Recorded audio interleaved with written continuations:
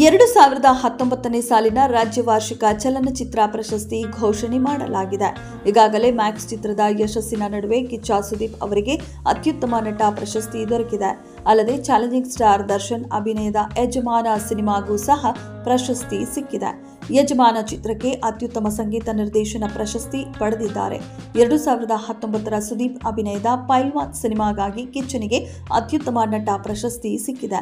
ಅದೇ ರೀತಿ ನಟಿ ನಿರೂಪಕಿ ಅನುಪಮಾ ಗೌಡ ಅವರಿಗೆ 2019ನೇ ಸಾಲಿನ ಅತ್ಯುತ್ತಮ ನಟಿ ರಾಜ್ಯ ಪ್ರಶಸ್ತಿ ಸಿಕ್ಕಿದೆ. ಅನುಪಮಾ ಅವರಿಗೆ ತ್ರಯಂಬಕಂ ಚಿತ್ರದ ನಟನೆಗಾಗಿ ಈ ಪ್ರಶಸ್ತಿಗೆ ಭಾಜನರಾಗಿದ್ದಾರೆ.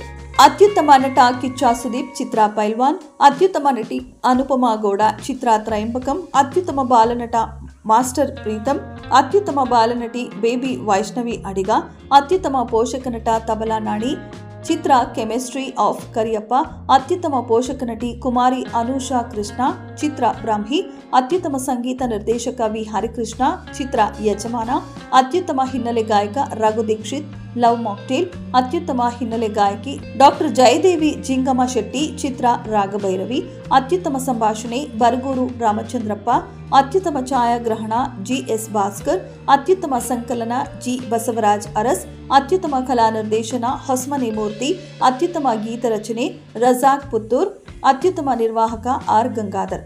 ಕಿಚ್ಚ ಸುದೀಪ್ ಅಭಿನಯದ ಪೈಲ್ವಾನ್ ಚಿತ್ರದ ನಟನೆಗಾಗಿ ಸುದೀಪ್ ಅವರಿಗೆ ಅತ್ಯುತ್ತಮ ನಟ ಪ್ರಶಸ್ತಿ ಸಿಕ್ಕಿದರೆ, ದರ್ಶನ್ ನಟನೆಯ ಯಜಮಾನ ಸಿನಿಮಾದ ಸಂಗೀತಕ್ಕಾಗಿ ವಿ ಹರಿಕೃಷ್ಣ ಅವರಿಗೆ ಅತ್ಯುತ್ತಮ ಸಂಗೀತ ನಿರ್ದೇಶನ ಪ್ರಶಸ್ತಿ ಸಿಕ್ಕಿದೆ. ಮ್ಯಾಕ್ಸ್ ಚಿತ್ರದ ಯಶಸ್ಸಿನ ಬೆನ್ನಲ್ಲೇ ಸುದೀಪ್ ಅವರಿಗೆ ಪ್ರಶಸ್ತಿ ಮೂಲಕ ಡಬಲ್ ಸಂತಸ ಸಿಕ್ಕಿದಂತಾಗಿದೆ. ಅದರಂತೆ ದರ್ಶನ್ ಬಿಡುಗಡೆಗೆ ಬಳಿಕ ಅವರ ಚಿತ್ರಕ್ಕೆ ಸಹ ಪ್ರಶಸ್ತಿ ಸಿಕ್ಕಿರುವುದು ಉತ್ತಮ ವಿಚಾರವಾಗಿದೆ.